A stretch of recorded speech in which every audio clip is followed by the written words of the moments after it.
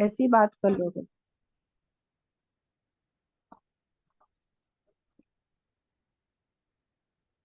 हाँ।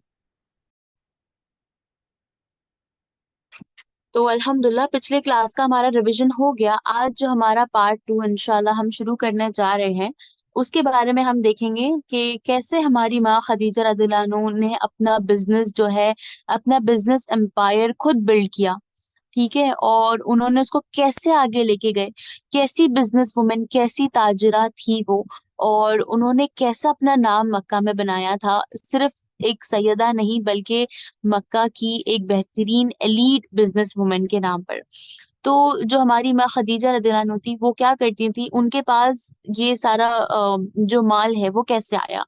तो जहाँ उनका पहला जो उनके दो निकाह हुए थे, ठीक है, तो उनमें से जो पहले उनके शौहर थे वो वफात पा गए थे। उनका नाम अबू हाला था। ठीक है, अबू हाला से उनका पहला निकाह हुआ था और वो वफात वफात पा गए थे। तो जो उनका माल विरासत था वो भी हमारी माँ खदीजा रदियल्लाहु अन्हा को मिल जाता है।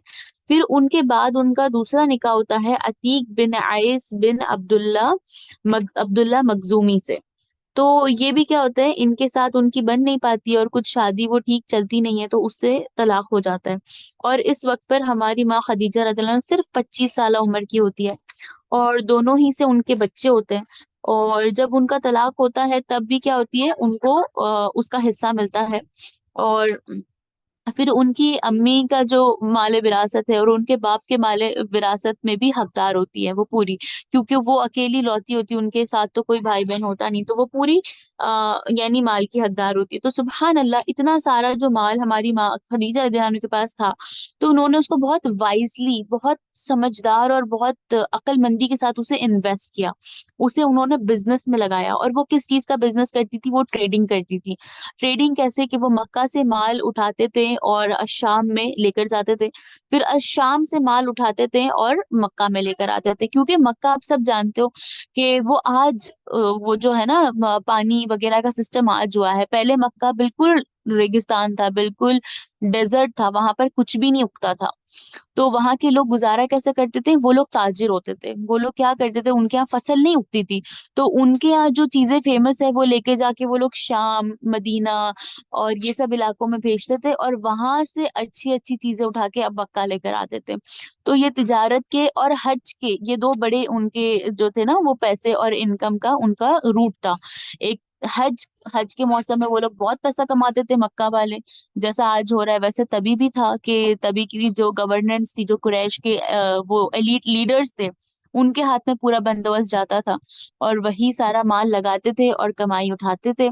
और उनके बाद जो उन लोग का अक्सर जो इनकम का सोर्स होता था वो था बिजनेस, यानी ट्रेडिंग। तो वही हमारी माँ खदीजा रदियल्लाहु अन्हा ने भी किया, कि उनके माल से उन्होंने बिजनेस स्टार्ट किया। और सुभान अल्लाह, वो बिजनेस इतना आगे बढ़ा, इतना आगे बढ़ा, इतना आगे बढ़ा, कि उनके बिजनेस का कहा जाता है कि जब हजरत खदीजा रज़ियल्लाहु अन्हा का कारवां जो है वो निकलता था, तो वो 400 से लेके 800 ऊँटों पे मुश्तमिल होता था। यानी इतना ज्यादा माल, इतना ज्यादा माल, आप अंदाजा नहीं लगा सकते हैं कि एक ऊँट जो है वो सिर्फ आराम से एक ऊँट जो है ना वो 400 से 500 किलो उठाता है। तो अगर 400 ऊँट है तो आप हिसाब कर सकते हैं कि कितना ज्यादा सामान होगा। आज जो हमारे पास, हम ना रिलेट नहीं कर पाते, इसीलिए मैं आपको एक एग्जांपल दूंगी कि आज जो इम्पोर्ट और एक्सपोर्ट का बिजनेस होता है, तो आपने कभी डॉक डॉक गए हो तो आपने वो देखो, बड़े बड़े से कंटेनर्स रहते हैं। तो वैसे जो सबसे बड़े कंटेनर्स होते हैं ना, जिसमें 4,500 तक के सामान जो है वो उतनी कैपेसिटी का, यानी कि जो हाईएस्ट कैपेसिटी का होता है, वैसे 20 से 25 कंटेनर्स। मैंने एक हिसाब, रफ हिसाब लगाया है, तो आप लोग खुद भी अंदाजा लगा सकते हैं इससे, कि वैसे 20 से 25 कंटेनर्स जो है वो उनके एक्सपोर्ट होते थे एक टाइम में। तो कितना माल जाता होगा और कितनी कमाई आती होगी, सुभान अल्लाह। बहुत, मैंने कहा ना आपको कि वो खुद नहीं जाती थी अपने, हाँ, आप से बिजनेस करने के लिए, लेकिन उन्होंने लोगों को हायर करके रखा हुआ था, जो उनके बदले में ये काम करते थे। वो सफर करते थे और इतना माल उठा के लाते थे। और बताया जाता है कि कुरैश के लोग जो है ना, उनका पूरा माल एक तरफ और हमारी माँ खदीजा रदियल्लाहु अन्हा का माल एक तरफ। اور وہ مال برابر کا ہوتا تھا، اور کبھی کبھار تو ایسا ہوتا تھا کہ حضرت خدیجہ رضی اللہ عنہ کا مال زیادہ ہوتا تھا اور پورے قریش کا مال ملا کے بھی کم ہوتا تھا. سبحان اللہ. آپ سوچ کے دیکھیں کتنی بہترین بات ہے کہ کوئی عورت ہے وہ بزنس کی قیادت کر رہی ہے. She is leading her own business empire, اور وہ اتنے بہترین طریقے سے انہوں نے بزنس اسٹیبلش کیا ہوا ہے کہ وہ اتنا اس سے پروفٹ اور منافع کما رہی ہے. اور یہ ہوتا بھی کیوں تھا؟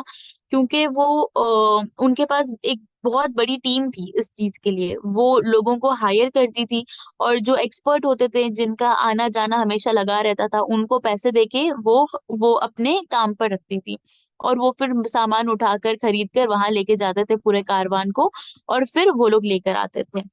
تو یہ انہوں نے اپنا بزنس امپائر خود بنایا تھا. ٹھیک ہے. تو یعنی ان کا بزنس پھر اتنا بہترین چلا. اور اس کے علاوہ آپ کو پتہ ہے کہ جہاں شام کی بات ہوتی ہے نا، تو وہاں ہمارے نبی صلی اللہ علیہ وسلم جو ہے وہ 2 بار گئے ہیں الشام. ابھی الشام کیا ہے اگر آپ پوچھو تو وہ یہ ہے کہ آج موجودہ سیریا، یمن، فلسطین، جارڈن، یہ سارا علاقہ، بلکہ اس سے بھی بڑا علاقہ مل کے پرانا شام بنتا تھا. پھر وہ کیا ہو گئے، وہ سب ڈیوائڈ ہو گئے موجودہ حالات میں، پر پہلے یہ پورا حصہ ایک ساتھ الشام کہا جاتا تھا. تو یہ شام میں جو ہمارے نبی ہے وہ 2 بار سفر کر چکے ہیں. ایک بار انہوں نے سفر کیا تھا جب وہ 12 سال کے تھے، تبھی انہوں نے اپنے چچا ابو طالب کے ساتھ سفر کیا تھا، اور وہ بھی بزنس کے لیے ہی گئے تھے. ابو طالب کا کاروان لے کر رسول اللہ صلی اللہ علیہ وسلم گئے تھے ان کے ساتھ میں.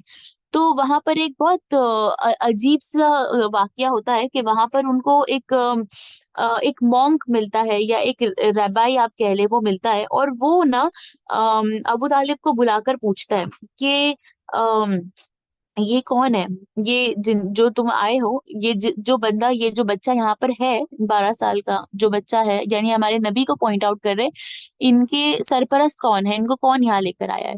تو ابو طالب کہتے کہ میں لے کر آیا ہوں. اور وہ جو مونگ تھا، وہ جو ربائی تھا، اس نے ختم نبوت کا نشان، جو میں نے آپ کو رحمت للعالمین والے ایپیسوڈ میں جو بتایا تھا نا کہ کیسے ہمارے رسول اللہ کے فیچرز تھے، فزکس تھے، تو ان کے پیٹھ پہ دونوں شولڈرز کے بیچ میں ختم نبوت کا ایک نشان تھا، ایک مارک تھا. تو وہ اس نے دیکھا، اور وہ پھر سوال جواب کرتا ہے کہ یہ لڑکے کا سرپرست کون ہے. تو وہ کہتے ہیں کہ میں ہوں، اور میں اس کا والد ہوں. تو وہ جو ربائی ہوتا ہے وہ کہتا ہے کہ نہیں، اس کے والد آپ نہیں ہو سکتے، کیونکہ یہ لڑکے کو یتیم ہونا چاہیے. تو وہ ابو طالب جو ہوتے ہیں 1 منٹ کے لیے بالکل خاموش ہو جاتے ہیں، پھر وہ بتاتے ہیں کہ ہاں بالکل یہ یتیم ہی ہے، لیکن میں نے اس کو بچپن سے سنبھالا ہے، اسی لیے میں اس کو اپنے بیٹے کے درجے ہی مانتا ہوں، اور میں اس کو اپنا باپ ہی بولتا ہوں. تو پھر وہ کیا کرتے ہیں کہ جو ابو طالب کو وہ سجیشن دیتے، وہ بولتے ہیں کہ دیکھیں یہ لڑکے کو آپ یہاں سے لے جائیں، اور دوبارہ یہاں پر مت آئیے گا، دوبارہ یہاں کا رخ مت کیجیے گا، کیونکہ یہ بڑا ہو کے نا ایک بہت اعلیٰ درجے پہ فائز ہونے والا ہے، بہت اعلیٰ درجہ اس کو ملنے والا ہے، اور اگر اس کو یہاں کے لوگوں نے پہچان لیا تو اس کے لیے بہت نقصان مند ہوگا.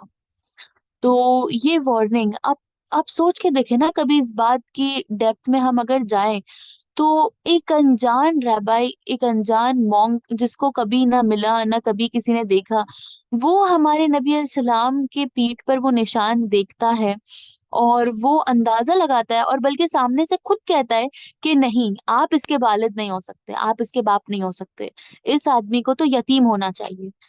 تو سبحان اللہ، یعنی کس قدر وہاں پر علم جو تھا وہ عام تھا.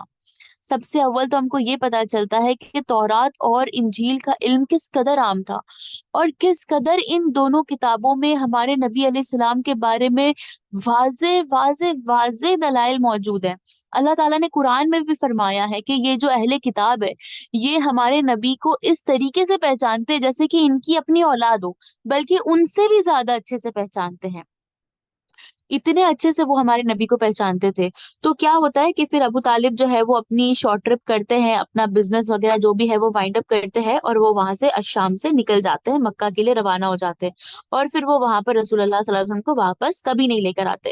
لیکن دوبارہ رسول اللہ کا شام آنا ہوتا ہے کب؟ جب وہ 25 سالہ عمر کے ہوتے ہیں، تبھی وہ حضرت خدیجہ رضی اللہ عنہ کا مال لے کر آتے ہیں یہاں پر سیریا میں، شام میں، تجارت کے لیے.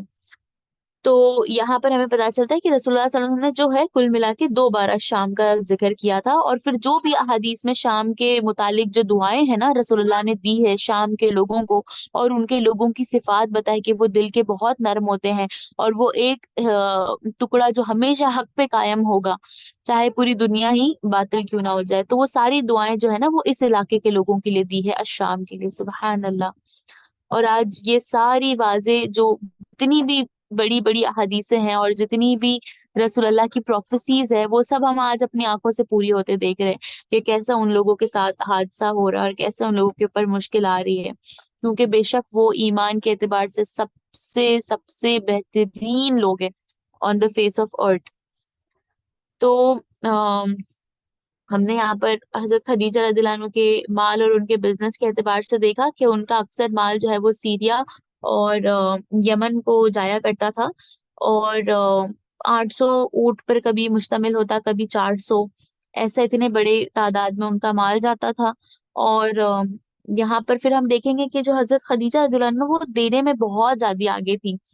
یہ دیکھیں میں نے ایک اسکرین شاٹ نکالا تھا کہ ایک جو نارمل ایوریج اونٹ ہوتا ہے وہ 200 کلو اٹھا سکتا ہے آرام سے، تو اگر 800 اونٹ پر ان کا سامان ہے تو آپ دیکھ سکتے ہیں کہ کتنا کلو سامان ان کا ایک ٹائم میں روانہ ہوتا تھا، سبحان اللہ۔ تو آگے دیکھتے ہیں کہ جو حضرت خدیجہ رضی اللہ عنہ ہے ان کے گھر میں نا ہمیشہ ایک سنہری چادر، یعنی ایک سلور کی چاندی کی چادر ان کے گھر کے آنگن میں ہمیشہ تنی ہوتی تھی، اور لوگوں نے یہ روایت کیا ہے کہ وہ اس لیے ہوتی تھی کیونکہ ان کے گھر کے باہر ہے نا بہت بھیڑ لگتی، بہت بھیڑ ہوتی تھی ان کے گھر کے باہر میں، لوگ ہمیشہ صبح سے لے کے رات تک کے جو وہ گردہ ہے نا وہ ختم ہی نہیں ہوتا تھا لوگوں کا، ہمیشہ وہاں پہ مجمع جمع ہوتا تھا، کوئی مسافر ہوتا، کوئی غریب ہوتا، کوئی مسکین ہوتا، ہمیشہ کھانے لینے سے، مال لینے سے لے کے، کھانا بانٹنے سے لے کے، ہر چیز کے لیے وہ مدد کے لیے کہاں جاتے تھے؟ حضرت خدیجہ رضی اللہ عنہ کے گھر پر جایا کرتے تھے، اور انہوں نے اپنے گھر میں 400 جو ہے وہ ہاؤس ہیلپ کہہ لیں آپ، خادم کہہ لیں، یہ انہوں نے 400 ایک وقت میں رکھے ہوئے تھے، سبحان اللہ۔ آپ سوچو وہ گھر کتنا بڑا ہوگا اور ادھر کام کتنا ہوتا ہوگا کہ جس کے لیے 400 خادموں کی ضرورت پڑتی ہے، سبحان اللہ، یعنی ہمارے سوچ کے بھی اوپر ہے۔ تو وہ اور جو 100 لوگ ہوتے تھے وہ صرف اسی کام میں لگے ہوتے تھے کہ کیسے ان کو جو ہے وہ مال پہنچانا ہے، اور کیسے غریبوں کی مدد کرنی ہے، اور کیسے لوگوں تک کے کھانا اور مسافروں تک کے مال پہنچانا ہے۔ اور ہاں، وہ جو سنہری چادر کے بارے میں نے بتایا وہ ان کے گھر کے آنگن میں اس لیے تنی ہوتی تھی کہ جو یہ غریب مسکین لوگ آتے ہیں تو ان کو دھوپ سے ان کو وہ نہ ہو، شدت نہ پہنچے، اور وہ بیمار نہ ہو، اور اس کی تپش ان کے اوپر اثر انداز نہ ہو، اسی لیے وہ کیا کرتی تھی کہ چاندی کی چادر انہوں نے باندھی تھی جس کی وجہ سے دھوپ کے جو اثرات ہیں وہ کم ہوتے ہیں۔ تو سبحان اللہ کتنا انہوں نے خیال رکھا تھا، پھر ہم سوچ نہیں سکتے کہ کس لیے اللہ تعالیٰ نے ان کے مال میں اتنی برکت دی تھی، کیوں اللہ تعالیٰ نے ان کو اتنا سکسیس بنایا تھا، کیونکہ وہ بزنس کا ایک ٹرم ہم نے ہمیشہ سنا ہے کہ جس بزنس میں پارٹنر اللہ ہوتا ہے نا وہ بزنس میں کبھی نقصان نہیں ہوتا، کبھی اس انسان کو خسارہ نہیں ہوتا جس کے تیسرا پارٹنر اللہ ہے۔ تو سبحان اللہ، دو میں سے تیسرا اللہ ہے، تو کتنی بہترین بات ہے کہ جب وہ اتنا لوگوں میں خرچہ کرتی تھی تو بے شک ان کو بھی اللہ تعالیٰ اتنا عطا کرتا تھا کہ وہ لوگوں تک وہ مال پہنچا سکے۔ تو انہوں نے اپنے آنگن میں ایک سنہری چاندی کی چادر تنی ہوئی تھی، اور 400 کے اوپر 400+ خادم ان کے گھر میں ایک ٹائم پہ سروس کرتے تھے، اور 100 سے زیادہ لوگ کیا کرتے تھے صرف سامان دینے لینے میں وہ کیا کرتے تھے، اس کا خیال کیا کرتے تھے سامان لینے اور دینے کا۔ اب کیا تھا کہ الحمدللہ بزنس بھی اچھا چل رہا ہے، سب اچھا چل رہا ہے، لیکن جو ہماری ماں تھی نا خدیجہ رضی اللہ عنہ، وہ لوگوں سے سیٹسفائیڈ نہیں تھی، کیونکہ وہ جن کو نمائندہ بنا کے بھیجتی تھی اپنے کارواں کی قیادت کرنے کا، وہ اکثر اتنے بھروسے مند نہیں ہوتے تھے جتنا ان کو ہونا چاہیے۔ تو ان کو اس بات کا ابھی وہ تو نہیں کچھ جاتی تھی کیونکہ ان کے اپنے بچے تھے، انہوں نے اپنا گھر خیال رکھنا ہے، ان کی اپنی اولاد تھی دونوں شوہر سے، تو وہ نہیں جاتے تھے، پر جس کو بھیجتے تھے اس سے پتا چلتا ہے کہ وہ لوگ پورا پورا فائدہ لے کے واپس نہیں آتے تھے، بلکہ اس سے بھی زیادہ فائدہ ہوتا ہے جو ان تک کے نہیں پہنچتا تھا۔ تو وہ بہت انسیٹسفائڈ تھی اس معاملے میں کہ ایسا کیوں ہوتا ہے۔ تو پھر بعد میں انہوں نے یہ چیز کا ذکر ہے نا اپنی دوست سے کیا۔ تو تو کیا ہوتا ہے کہ جب وہ اپنی دوست حضرت حالہ سے اپنی بہن سے اس کے بارے میں ذکر کر رہی ہوتی ہے، حضرت حالہ ان کی بہن ہوتی ہے، کہ دیکھو ایسا ایسا معاملہ ہے، میرا بزنس سب وغیرہ اچھا چل رہا ہے، پر لوگوں سے میں مطمئن نہیں ہوں کہ لوگ جو معاملہ کر رہے ہیں نا بزنس کا، اس سے میں مطمئن نہیں ہوں کہ ایسا کرنا چاہیے۔ مجھے کوئی بہترین انسان چاہیے جو بھروسے مند ہو، جو ایماندار ہو، وفادار ہو، اور حق کے ساتھ کام کرے، اور حق سے مال بھیجے، اس میں کوئی توڑ مروڑ نہ کرے۔ تو یہ بات سن کر نا ان کی بہن حضرت حالہ جو ہے وہ ایک سجیشن دیتی ہے کہ کیوں نہ میں تم کو ایک ایسے انسان کے بارے میں بتاؤں جو میرے لیے کام کر رہا ہے، وہ میری بکریاں چلاتا ہے، وہ چرواہا ہے، اس نے کبھی تجارت تو نہیں کی، اس نے کبھی بزنس تو نہیں کیا، لیکن ہاں اس کے اخلاق کی میں گواہی دیتی ہوں، مجھے اس کو کوئی کام دوبارہ سے سمجھانا نہیں پڑتا، اور وہ اتنا ایماندار ہے کہ جب سے میں نے اس کے ساتھ کام کرنا شروع کیا ہے، تب اس وقت سے میں نے اپنی ہر چیز میں برکت دیکھی ہے، یعنی میرے مال میں، میری بکریوں میں، ہمارے کام میں، ہر چیز میں برکت ہو رہی ہے۔ تو وہ بہت ہی ایماندار اور اچھی طبیعت کا انسان ہے۔ اور وہ پوچھتی کون ہے یہ، تو یہ بتاتے ہیں کہ یہ اور کون، محمد، ابو طالب کا بھانجا، بھتیجا، ابو طالب کے بھتیجے، وہ ان کی بات کری، وہ میری بکریاں چلاتے ہیں۔ تو آپ انہیں رکھ لیں، آپ ان سے کام لیں، اور دیکھیں آپ پھر آپ کے بزنس کا کیا ہوتا ہے اور کیسے وہ آگے لیڈ کرتے ہیں۔ تو ہماری ماں خدیجہ رضی اللہ عنہا پوچھتے کہ مجھے ان کو رکھنے کے لیے کس سے بات کرنی پڑے گی صلی اللہ علیہ وسلم؟ تو وہ بولتے ہیں کہ آپ ابو طالب سے بات کریں، جب مجھے ان کو ہائر کرنا تھا میں نے ابو طالب سے بات کی تھی۔ تو سبحان اللہ، ہمیں یہ پتا چلتا ہے اس سے کہ ہمارے نبی علیہ السلام بزنس مین ہونے سے پہلے کیا تھے؟ چرواہے تھے، وہ بھیڑ بکریاں چلایا کرتے تھے۔ اور ایک حیرت کی بات تو یہ ہے کہ رسول اللہ صلی اللہ علیہ وسلم کے ساتھ تمام نبی جو آئے ہیں یہاں پر دنیا میں، وہ سب چرواہے تھے، ابراہیم علیہ السلام سے لے کے یعقوب علیہ السلام، اور بہت سے انبیاء تھے جو کیا تھے؟ چرواہے تھے۔ یہ ایک لیسن، ایک ایکسرسائز قسم کی ہوتی ہے جو اللہ ان لوگوں کو دیتے ہیں، کیونکہ ہر ایک بکری، ہر ایک بھیڑ کا اپنا ہی طریقہ ہوتا ہے، تو اتنے بڑے مجمع کو سنبھالنا، ہر کسی کی طبیعت کو سمجھنا، اور ان کو ایک جگہ لے کے چلنا، تو یہ ایک انسان کی مزاج جو ہے نا اس میں تراشی جاتی ہے، ایک مزاج تراشی ہوتی ہے، اور ان کو ایک نا ایموشنل، اور ان کا جو وہ ہوتا ہے نا ان کا پرسنالٹی، ان کا وہ ہر چیز اس میں تبدیل ہوتی ہے۔ تو اس لیے اللہ تعالیٰ یہ والا ٹاسک جو ہے نا، یہ والا چرواہے والا کام ہے، اللہ تعالیٰ نے ہر نبی سے لیا تاکہ ان کے اندر وہ ٹالرنس آئے کہ کوئی بکری ضدی ہے، بھاگ جاتی ہے جھنڈ کو چھوڑ کے، تو اس کو کیسے منا کے لانا ہے، ان کو کیسے اکٹھا کر کے لے کے چلنا ہے، کیسے ان کو اپنے راہ تک کے پہنچانا ہے، ان کو سیدھی راہ دکھانا ہے، ایسے نہیں کہ گر رہے ہیں تو ان کو گرنے دینا ہے، ان کو اکٹھا ایک جٹ لے کے چلنا ہے۔ تو یہ جو صفات ہے نا، اللہ تعالیٰ یہ کام سے ہی سکھاتے ہیں۔ تو سبحان اللہ، پھر کیا ہوتا ہے کہ حضرت خدیجہ رضی اللہ عنہ جو ہے وہ بات کرتی ہے ابو طالب سے کہ مجھے آپ کے بھتیجے کو ہائر کرنا ہے اپنے بزنس کے لیے۔ تو وہ منع کر دیتے ہیں۔ کیوں منع کرتے ہیں؟ کیونکہ ان کے منع کرنے کا سب سے بڑا ریزن یہ ہوتا ہے کہ انہوں نے وہ ربائی کو سنے تھے یہ بولتے ہوئے کہ اسے دوبارہ سے شام مت لانا، لیکن جو خدیجہ رضی اللہ عنہ تھی وہ بہت انسسٹ کرتی ہیں، اور پھر وہ اتنی محترم خاتون ہے، ان کو کون منع کر سکتا ہے؟ ان کے اندر یہ بہت بہترین صلاحیت ہوتی ہے کہ وہ کسی کو چاہتی ہے تو وہ بات کے لیے پھر منا ہی لیتی ہے۔ تو ابو طالب بھی کیا ہوتے ہیں، دیر صحیح لیکن مان جاتے ہیں اپنے بھتیجے کو ان کے ساتھ بھیجنے کے لیے۔ تو وہ پہلی بار ہوتا ہے کہ ہمارے نبی علیہ السلام بزنس کرنے کے لیے اتنی بڑی ان کو اپارچونیٹی ملتی ہے، اور وہ بزنس کا اتنا سادہ سامان لے کے الشام روانہ ہوتے ہیں، اور وہ انسپیکشن کرنے کے لیے، یعنی ان کو جانچ کرنے کے لیے جو میسرہ ہے ان کو بھیجتی ہے حضرت خدیجہ رضی اللہ عنہ آپ صلی اللہ علیہ وسلم کے ساتھ میں۔ اب یہ ان کا بہت بھروسے مند خادم ہوتا ہے، یہ ہمیشہ ان کے کہتے ہیں نا ہر کام کرتا ہے، اور بہت بھروسے مند ہوتا ہے جن پہ وہ اعتبار کرتی ہے۔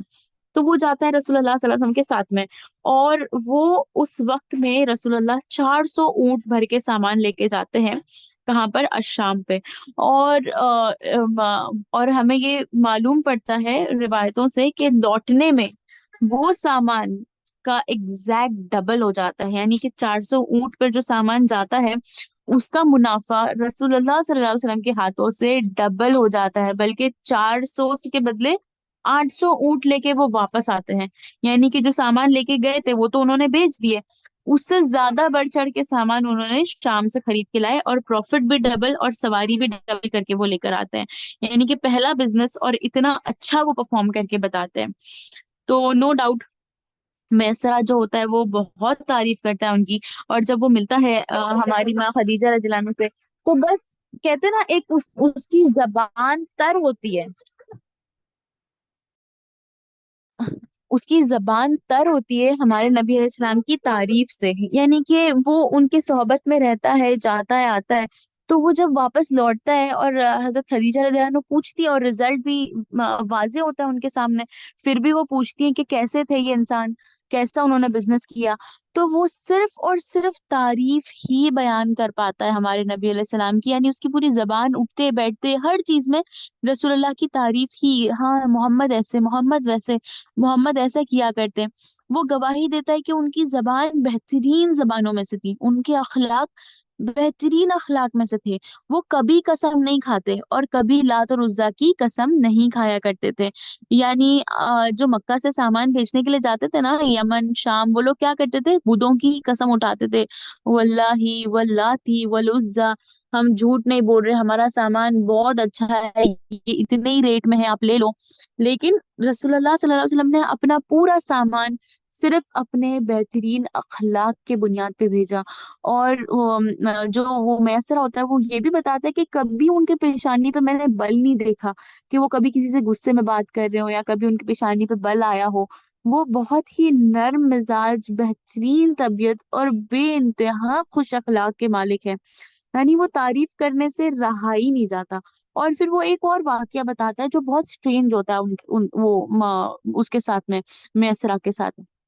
وہ بولتا ہے کہ ہم لوگ شام سے اپنا سامان باندھ کر جب روانہ ہو رہے تھے تو ایک درخت کے نیچے محمد آرام کر رہے تھے، اور اس وقت مجھے ایک راہب نے بلایا، ایک یہودی راہب نے بلایا اور مجھے پوچھا کہ یہ شخص یہاں پر لیٹے کون ہے؟ تو میں نے ان کے بارے میں سب کچھ بتا دیا کہ یہ ایسے ہے، ایسے ہے، ہم اس کام سے آئے ہیں، یہاں سے آئے، وہاں سے آئے۔ اس نے مجھے بہت ہی دل دہلا دینے والا جواب دیا۔ وہ مجھے کہتا ہے کہ یہ درخت کے نیچے آج تک کے صرف نبی ہی لیٹے ہیں، ہو نہیں سکتا کہ یہ انسان یہاں پر لیٹنے آئے ہو، آرام کرنے آئے ہو اور یہ نبی نہ ہو۔ تو آگے کچھ سالوں، کچھ وقت میں جا کے یہ کیا ہوں گے؟ نبی کے درجے پہ فائز ہوں گے۔ سبحان اللہ! میسرا سنتا ہے اور بہت زیادہ شوق ہو جاتا ہے، اور وہ یہ سب بات جو کہ تو جا کے کس کو بتا دیتا ہے؟ خدیجہ رضی اللہ عنہ کو۔ اور وہ کہتا ہے کہ میں اپنے آپ میں خوشی بھی فیل کر رہا ہوں کہ جو فیوچر میں آنے والے اتنی بہترین شخصیت کا مجھے ساتھ ملا، اور مجھے ان کے ساتھ ہمراہ ہونے کا موقع ملا، تو یہ بات کے لیے وہ خوش بھی ہوتا ہے۔ اور پھر حضرت خدیجہ رضی اللہ عنہ کو سب باتیں بتاتا ہے کہ وہ ہمارے سفر پہ ایسا ہوا ویسا ہوا، اور وہ پھر بہت اطمینان ہوتی ہے یہ سب چیزوں سے۔ ابھی ان کا بزنس کا جو ٹینشن تھا نا، وہ ان کے سر سے ہلکا ہو گیا تھا کہ کوئی ذمہ دار انسان ان کو مل گیا تھا جو ان کا ٹریڈ سنبھال سکتا ہے۔ ٹھیک ہے، اب وہ کیا کرتی ہے، اپنی دوست نفیسہ، ان کی ایک اب یہ بھی بہت ایک بہترین کیریکٹر ہے ان کے سیرت میں، حضرت خدیجہ کی سیرت میں، انہیں بھی یاد رکھیں گے، انہوں نے بہت بہترین کام پورے دنیا کا کیا ہے۔ تو وہ کیا کرتی ہے، ایسی ٹہلتے ٹہلتے اپنی دوست کو یہ واقعہ سنا رہی ہوتی ہے کہ مجھے ایک بہت بہترین انسان مل گیا ہے جو میرا بزنس سنبھالتا ہے، جو ہمارے قافلے کی قیادت کرتا ہے اور شام لے جاتا ہے، اس نے سیلز، اور وہ جب بھی بات کرتی نا رسول اللہ کے بارے میں، ان کی آنکھ میں ایک چمک سی ہوتی ہے، الگ سے خوشی ان کے چہرے پہ ظاہر ہوتی ہے، اور وہ بہت، اور ہو نہیں سکتا کیسے وہ ان کے اخلاق کی گواہی نہیں دیتی جب ہمارے نبی تھے ہی ایسے۔ تو نفیسہ جو ہے نا، ان کی سہیلی، ان کی دوست، وہ سب سنتی ہے، سنتی ہے، سنتی ہے، لاسٹ میں وہ صرف ایک ہی جواب دیتی ہے کہ خدیجہ، تم اس سے نکاح کیوں نہیں کر لیتی؟ تو حضرت خدیجہ رضی اللہ عنہ بالکل جیسے سن ہو جاتی ہے، پھر وہ کہتی ہے کہ نہیں نہیں، मुझे ये सब नहीं करना है अभी, मैं मतलब खुश हूँ अपनी जिंदगी में, अपने बच्चे संभाल रही हूँ, अपना बिजनेस संभाल रही हूँ, बस मुझे और कुछ नहीं करना है, शादी नहीं करनी है। लेकिन जो कहते हैं ना एक कान में बात डाल देने वाला काम होता है, वो नफीसा कर देती है। लेकिन फिर वो क्या करते हैं, सिर्फ यही नहीं रुकते, बल्कि वो और आगे जाके कहती है कि मैं मोहम्मद से बात करूं। तो हजरत खदीजा रदियल्लाहु अन्हा बहुत सोचती हैं, फिर बोलती चल ठीक है, तुम चाहती हो तो तुम ट्राई करके देख लो। तो फिर क्या होता है कि ये देखिए, अब वो बेहतरीन शादी का जो आगाज है वो यहाँ से शुरू हो गया है, रिश्ते की बात से। जो हम पिछले हाँ एपिसोड में इसका डिस्कशन कर रहे थे, तो सब आप सब बहनों से रिक्वेस्ट है कि ध्यान से सुनिएगा। तो क्या होता है, फिर नफीसा जो है वो रसूलुल्लाह सल्लल्लाहु अलैहि वसल्लम के पास आती है और वो पूछती है कि कैसे हो आप, आपने क्या सोचा है शादी के बारे में, ये वो। फिर क्या होता है, रसूलुल्लाह सल्लल्लाहु अलैहि वसल्लम की उम्र देखे 25 साल हो गई है, लेकिन उन्होंने अब तक शादी नहीं की, जबकि मक्का में रिवाज था कि बहुत जल्दी जल्दी शादी हो जाया करती थी। लेकिन रसूलुल्लाह 25 साल के हो गए लेकिन शादी नहीं की है। तो उसका बड़ा रीजन क्या था, जबकि वो बहुत अच्छे घराने से थे, नामवर घराना था, बहुत इज्जत वाले और हाशमी कबीले से थे, लेकिन क्या रीजन था उनकी शादी नहीं करने का, वो ये था, माल। माल के एतबार से वो लोग बहुत कम थे। तो अबू तालिब जो थे उनके चचा, वो सरदारों में से थे मक्का के, तो जो माल आता वो वो क्या करते, खर्च करने में लगा देते। वो सरदार थे तो उनके हाथ लोगों पे खुले थे, तो वो लोग जितना कमाते वो उतना लोगों पे लगा लेते, तो उनकी बहैसियत उनके घराने की वो माली एतबार से बहुत कम थे। और रसूलुल्लाह सल्लल्लाहु अलैहि वसल्लम के पास भी कोई अच्छी रसूलुल्लाह सल्लल्लाहु अलैहि वसल्लम के पास भी कोई अच्छी इनकम की सोर्स नहीं होती थी, तो अभी तक उन्होंने भी शादी नहीं की थी। और उनके पास अबू तालिब के घर की बहुत बड़ी जिम्मेदारी भी थी, इसलिए तो उन्होंने अभी क्या की थी, शादी नहीं की थी। तो फिर जो नफीसा है वो इनको अप्रोच करती है हमारे नबी अलैहि सलाम को और पूछती है कि आपने क्या सोचा है शादी के बारे में। तो वो कहते हैं किससे। तो फिर अभी नफीसा देखें कैसा उनको कोड लैंग्वेज में बताना चाह रही है, और किससे शादी की बात मैं करूंगी, वही जो ताहिरा है, जो सैयदा है, जो जो अमरातुल कुरैश है। तो फिर रसूलुल्लाह सुनते हैं, फिर ये खुद सामने से बोल देती है, और कौन, खदीजा की बात कर रही हूँ मैं, खदीजा से आप निकाह करेंगे। तो रसूलुल्लाह कहते हैं कि यानी आजिजी से बिल्कुल अपनी नजरें झुका लेते हैं और कहते हैं कि वो मुझ जैसे शख्स से क्यों शादी करना चाहेगी। तो रसूलुल्लाह सल्लल्लाहु अलैहि वसल्लम यानी देखे ना कितने आजिज हैं और कितने डाउन टू अर्थ हैं, कि वो कह रहे कि जब वो सैयदा है, वो प्रिंसेस है कुरैश की, तो वो मुझ जैसे इंसान से, मुझसे क्यों शादी करना चाहेगी। तो रसूलुल्लाह सल्लल्लाहु अलैहि वसल्लम को वो जवाब देते हैं कि फिर ये मैं जो है अपने चचा से पूछ के बताऊंगा।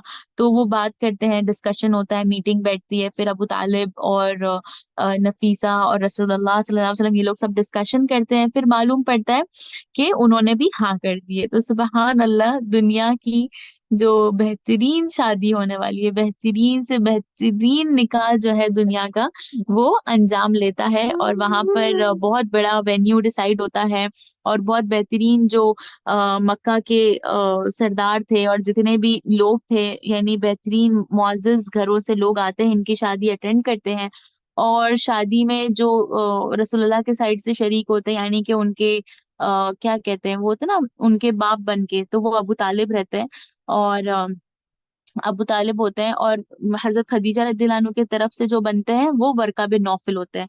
और वो वर्का बिन नौफल क्या करते हैं, इनका निकाह पढ़ाते हैं। मैंने कहा था ना आपको कि इनका और बड़ा रोल है वर्का बिन नौफल का आगे, तो वो ये रोल है कि वो दुनिया की सबसे बेहतरीन शादी का इंतजाम करने वाले और उनका निकाह पढ़ाने वाले पहले इंसान है। सुबहान अल्लाह। तो इतनी मुबारक शादी, और कौन पढ़ाता है, वर्का बिन नौफल उनका निकाह पढ़ाते हैं। उनका निकाह होता है, महर में हमारे नबी इस्लाम उनको 20 ऊंट और 500 दिरहम देते हैं उस वक्त के। अब वो 500 दिरहम इस वक्त के नहीं, बल्कि तभी बहुत ज्यादा उसकी वैल्यू होती थी। और फिर एक ऊंट जबा किया जाता है, जो दोस्तों में, रिश्तेदारों में और जरूरतमंदों में डिस्ट्रीब्यूट होता है। फिर उनकी जो माँ थी, हमारे रसूलुल्लाह सल्लल्लाहु अलैहि वसल्लम की रजाती माँ जो थी, हलीमा सादिया, उनको भी बुलाया जाता है शादी में। और वो कैसे थे, यानी रसूलुल्लाह सल्लल्लाहु अलैहि वसल्लम को बहुत, उनको इज्जत करते थे, बहुत प्यार करते थे, क्योंकि उनकी अपनी अम्मी तो हयात नहीं थे, तो जो रजाती माँ थी उनकी, जो उनको दूध पिलाए थे, उनको बहुत प्यार, बहुत इज्जत करते थे। तो हमारी माँ का देखे ये मिजाज था कि ان کو اس چیز کا بھی خیال تھا کہ جس کو رسول اللہ صلی اللہ علیہ وسلم خیال کرتے ہیں. تو انہوں نے کیا ریٹرن گفٹ دیا تھا ان کو. یعنی ہمیشہ ان کی عادت ہوتی تھی کہ مہمانوں کو خالی ہاتھ نہیں بھیجتی تھی، اور جب وہ رسول اللہ کے اتنے چہیتے ہیں تو پھر وہ کیا دیتی ہے ان کو بدلے میں؟ 40 بکریاں دیتی ہے، اور بہت سارے بکریاں دیتی ہے، ایک اونٹ دیتی ہے، اور گھر کا بہت سا سامان دیتی ہے، کھانے پینے کا، رہنے گزرنے کا سامان دے کے بھیجتی ہے ان کو. اتنے بہترین طریقے سے وہ روانہ کرتے ہیں. پھر پھر جو ہے آپ کو ان کی عمر کے بارے میں تو میں نے فرسٹ ایپیسوڈ میں بھی بتایا تھا کہ جب رسول اللہ صلی اللہ علیہ وسلم 25 کے تھے تو حضرت خدیجہ رضی اللہ عنہ جو ہے وہ 40 سال کے تھے. تو یہ ان کی عمر کا فرق تھا. لیکن سبحان اللہ کتنی بہترین شادی تھی کہ اس شادی میں جو ہے وہ طاہرہ سیدہ اور بہترین قریش کی عورت ہے، اور دوسرے طرف پہ الصادق الامین اور بہترین شخص جو ہے وہ ہمارے نبی صلی اللہ علیہ وسلم ہے. دونوں بہترین سے بہترین لوگوں کو اللہ نے چنا اور اس بہترین نکاح میں ڈالا، اور اس سے پھر ان کی اولادیں ہوئی، اور آگے کہتے ہیں نا ان کی نسل آگے بڑھی. اور آپ کو پتہ ہے دوسری امپورٹنٹ چیز، یہ شادی جو ہے نا وہ بہت فیمس ہو گئی. جیسے ہر ایک مکہ کے گھر میں اگر کچھ ڈسکشن کرنے کی بات تھی تو وہ تھی رسول اللہ کی اور حضرت خدیجہ رضی اللہ عنہ کی شادی.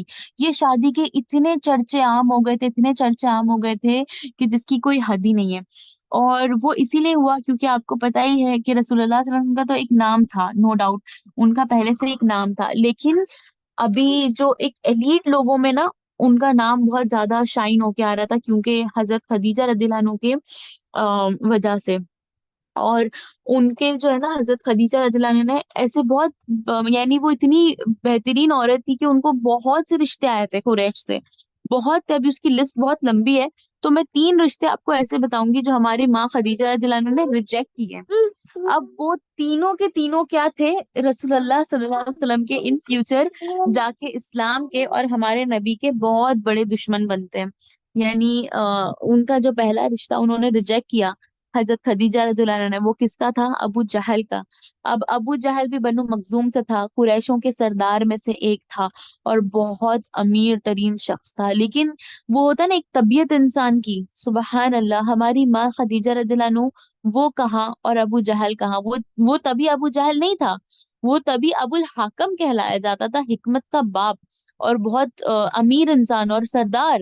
لیکن ہماری ماں خدیجہ رضی اللہ عنہ نے اس کو کیا کر دی؟ ریجیکٹ کر دی. اور اس کے بعد دوسرا رشتہ آیا تھا ان کو ابو سفیان کا. ابو سفیان کو ابو سفیان کو تو فتح مکہ کے پاس جا کے اسلام کی سمجھو وہ مل گئی تھی شہادت، انہوں نے اسلام قبول کر لیے تھے، لیکن شروعات میں وہ بھی کیسے تھے؟ چوٹی کے دشمن تھے. پھر ایک تھا اتبا. یہ 3 لوگ تھے، ابو سفیان، ابو جہل اور اتبا. یہ 3 فیمس رشتے ان کو آئے تھے اور انہوں نے کیا کیا تھا؟ ان رشتوں کا انکار کیا تھا. تو آپ سوچ کے دیکھیں اللہ سبحانہ تعالیٰ کی کیا حکمت تھی کہ وہ کہتے ہیں نا قرآن کی آیت ہے کہ best men are for best women and best women are for best men. سبحان اللہ العظیم کہ ایک بہترین انسان کو بہترین انسان ہی ملتا ہے. وہ ہو نہیں سکتا تھا کہ وہ ان لوگوں کو اپناتی یا ان لوگوں کو ایکسپٹ کرتی، کیونکہ چاہے وہ امیر ہی کیوں نہ ہو، وہ کیسے تھے؟ بہت اخلاق اور طبیعت سے برے تھے، وہ ظالم اور مغروری لوگوں میں سے شمار تھے. اور ہماری ماں خدیجہ رضی اللہ عنہ کو کیا پسند تھی؟ سادگی پسند تھی. اور پھر جب بعد میں جا کے ان کی شادی ہوتی ہے اور رسول اللہ صلی اللہ علیہ وسلم وہ بات کرتی ہے اور بتاتی ہے کہ مجھے آپ کی شادی کے لیے میں نے جو آپ کو یعنی پیغام جو میں نے آپ کو بھیجا، تو مجھے آپ کے اندر بہترین چیز کیا تھی پتہ ہے؟ کس چیز کو دیکھ کر میں نے آپ کو پیغام بھیجا؟ تو رسول اللہ پوچھتے کیا چیز تھی؟ تو خدیجہ رضی اللہ عنہ بتاتی ہے کہ آپ کا کردار اور آپ کی سچی زبان. سبحان اللہ کہ اب آپ الصادق ہے، آپ کی زبان ہمیشہ سچ بولتی ہے اور آپ کا کردار بہت اعلیٰ ہے، آپ بہت اچھے کردار کے مالک ہیں. تو سبحان اللہ تبھی دیکھیں کہ ہمارے رسول اللہ صلی اللہ علیہ وسلم بہت ینگ سے تھے، پیسہ نہیں تھا، ویل سیٹلڈ نہیں تھے، امیر نہیں تھے، بہت زیادہ فیمس نہیں تھے. مکہ کے لوگوں میں سے جہاں اتنے امیر امیر لوگ تھے وہاں پر رسول اللہ کیسے تھے؟ فیمس نہیں تھے اس وقت پہ، لیکن انہوں نے ان کو پسند کیا کیوں؟ ان کے اخلاق کے بنیاد پر، ان کی سچائی کے بنیاد پر۔ تو کتنی بہترین ایک سنت ہے جو ہماری ماں نے ہمارے لیے چھوڑ کے گئی ہے کہ آپ اگر رشتے پسند کریں اپنے لیے، اپنے بچوں کے لیے، اپنے بیٹیوں کے لیے، یا جس کسی کے لیے بھی، تو ہمارا رشتے پسند کرنے کا معیار کیا ہونا چاہیے؟ انسان کی طبیعت، اس کا کردار، اس کی زبان، اس کا دین، اس سے زیادہ اور کچھ نہیں۔ لیکن آج ہمارا جو ہے نا وہ معاملہ بالکل الٹا ہے کہ ہم کیا دیکھتے ہیں؟ چہرہ، مال اور سٹیٹس، کہ یہ کہاں ہے، اس کا رتبہ کیا ہے، اس کی شکل کیسی ہے، اور اس کے پاس مال کتنا ہے۔ اس سے زیادہ کوئی نہیں دیکھتا کہ ان کی کیا ہے اور کیا نہیں۔ تو سبحان اللہ، اس وقت پہ ہمیں یہ چیز کو ریکلیکٹ کرنا چاہیے کہ دنیا کی بہترین شادی ہوئی اور وہ ویل سیٹلڈ نہیں تھے، کیونکہ آج کل جو لڑکے نہیں شادی کرتے، لڑکیاں نہیں شادی کرتی جلدی، اور کیا کہتے ہیں، کیا ایکسکیوز ہوتا ہے کہ ابھی تک ہم سیٹلڈ نہیں ہوئے ہیں۔ اور ہمارے دیسی سوسائٹی میں تو سیٹل ہونے کا جیسے کوئی معیار مقرر ہے ہی نہیں کہ کیسے سیٹل ہوتے ہیں، اور کیا وہ ہے نا، وہ ہے کیا معیار ہے کہ آپ سیٹل ہو جائیں گے کوئی ایج پر جا کے۔ تو یہ چیز پر ہمیں ضرور غور و فکر کرنا چاہیے۔ تو سبحان اللہ، تو ابھی ان کے زندگی میں کیا چل رہا ہے کہ ان کی شادی ہو گئی ہے، ماشاءاللہ ان کے بچے ہو گئے ہیں، اور ان کا گھر جو ہے وہ بچوں سے بالکل بھرا پھولا ہوا ہے، ان کا بزنس بہت عروج پہ جا رہا ہے۔ 5 منٹ سے ہے۔ جی جی، ان کا بزنس بھی بہت عروج پر ہے، ان کا سٹیٹس جو ہے رسول اللہ صلی اللہ علیہ وسلم کا بہت بڑھ چکا ہے، کیونکہ پہلے بھی دیکھیں وہ پہلے بھی فیمس تھے، لیکن اب کیونکہ سب کی نظر کس پہ تھی؟ رسول اللہ، حضرت خدیجہ رضی اللہ عنہ پہ، ان کے مال پہ اور ان کے بزنس پہ۔ تو اب ان کے بزنس کو کوئی صحیح طریقے سے چلانے والا مل گیا ہے، اور ان کو پورے مکہ میں ریپرزینٹ کرنے والا مل گیا ہے۔ تو آپ سمجھے، آپ لوگوں کے بڑے بڑے لوگوں کے بیچ میں، وہ جو قریش کے ایلیٹس تھے ان کے بیچ میں اٹھنا بیٹھنا، ان کے بیچ میں نام رسول اللہ کا جو ہے وہ فیمس ہو گیا، سبحان اللہ۔ ابھی اور یہ جو ہے رسول اللہ کی دعوت کے اندر بہت بڑا ایک پایا تھا، کیونکہ رسول اللہ صلی اللہ علیہ وسلم کا جو پیغام تھا وہ سارے قریش کے لوگوں میں تھا۔ تو وہ کہتے ہیں نا کہ جب تک کہ آپ کو سب جانتے نہیں، آپ کے اوپر کوئی اعتبار نہیں کرتا۔ تو اسی لیے آپ صلی اللہ علیہ وسلم کی شخصیت کیسی تھی، وہ کتنے محترم تھے، وہ کتنے سچے تھے، اس بات کی گواہی ابھی صرف مکہ کے کچھ قبیلے نہیں بلکہ پورا مکہ دے گا۔ تو یہی ہوتا ہے نا کہ جب ہمارے نبی پہ پہلی وحی آتی ہے اور لوگ پھر وہ انکار کرتے ہیں اور ان کے اوپر الگ الگ قسم کی تہمتیں لگاتے ہیں، تبھی ایک بہت بڑا طبقہ جو ہے وہ اس کے اگینسٹ کھڑا ہوتا ہے۔ کیوں؟ کیونکہ یہی محمد تھے جن کے بارے میں آپ ہم کو پڑھایا کرتے تھے کہ یہ بہت صادق ہے اور امین ہے، تو پھر اب یہ کیسے جھوٹے ہو گئے جب یہ اسلام لے آئے ہیں؟ بس اسی بات کے اوپر سے کتنے لوگوں نے ان کے اوپر ایمان لے آئے، سبحان اللہ۔ تو ابھی ہماری ماں خدیجہ رضی اللہ عنہ کے گھر کا ماحول کیسا تھا کہ بہت بچے تھے، بزنس ہے، سب کچھ اچھا چل رہا ہے۔ اور دیکھیں بچوں میں بھی ان کے پاس کون تھے کہ جو سبحان اللہ، ان کے جو 5 سال کی شادی میں ان کو 6 بچے ہوتے ہیں، اور ان کے نام ہم نے اسٹارٹنگ میں دیکھا، آپ کو ریوائز کروایا ہے میں نے، کہ 5 سالہ شادی میں 6 بچے ان کے ہو جاتے ہیں، اور اس کے بعد ان کے گھر میں اور کون سے بچے رہ رہے ہوتے ہیں؟ تو آپ دیکھو کہ زید بن حارث ہے، حارثہ ہے، وہ رہتے ہیں، اور ساتھ میں علی رضی اللہ عنہ رہ رہے ہیں، اور حضرت خدیجہ رضی اللہ عنہ کے جو پہلے شوہر سے جو ان کی اولاد تھی، یہ سب کیا ہے؟ یہ سب بچے ایک ساتھ حضرت خدیجہ رضی اللہ عنہ کے گھر میں رہ رہے ہیں۔ تو ماشاءاللہ بہت بڑا گھر، بہت بھرا ہوا، بہت لوگوں کے ساتھ۔ تو یہ ان کے گھر کا ماحول تھا اب تک کے۔ پھر انشاءاللہ اس کے آگے کا جو ہے، یعنی رسول اللہ صلی اللہ علیہ وسلم کی نبوت کا آغاز کیسے ان کو نبوت آتی ہے، اور اس وقت ہماری ماں خدیجہ رضی اللہ عنہا کا کیا کردار ہوتا ہے، وہ کیسے اپنا رول ادا کرتی ہے، اپنا کام کرتی ہے، اور کیسے رسول اللہ کو کمفرٹ کرتی ہے، وہ انشاءاللہ ہم آگے کے ایپیسوڈ میں دیکھیں گے۔ جزاکم اللہ خیر۔ یہاں دعا پڑھ لیتے ہیں، اللہم صلی علی محمد نبی الامی وعلی آلہ وسلم تسلیما، سبحانک اللہم نشہد ان لا الہ الا انت نستغفرک واتوب الیک، سبحان ربک رب العزۃ عما یصفون والسلام علی المرسلین والحمد للہ رب العالمین۔ جزا اللہ عنا سیدنا محمد ما هو اہلہ۔ السلام علیکم ورحمۃ اللہ وبرکاتہ۔